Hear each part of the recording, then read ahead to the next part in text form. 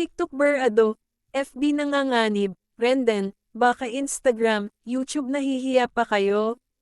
Matapos mabura ang kanyang TikTok account, tila nagpatutsyada ang social media personality na si Renden Labrador sa social media platforms na Instagram at YouTube. Aniya, baka raw nahihiya pa ang dalawang nabanggit na social media platforms na tanggalin din ang kanyang accounts dito.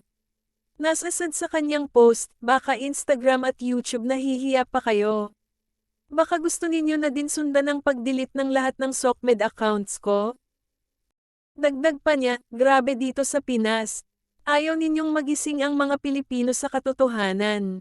Hindi pa nga ako nakatutok sa inyo, natatakot na agad kayo? Naibahagi rin ni Renda na palagay niya ay nanganganib na rin ang kanyang Facebook account. Matatanda ang gigil na ibinahagi ni Renden ang pagkawala ng kanyang TikTok account noong Miyerkules ika-30 ng Agosto. Mali ba ang pagboboses para sa bayan at i-expose ang mga katangahan ng mga tao?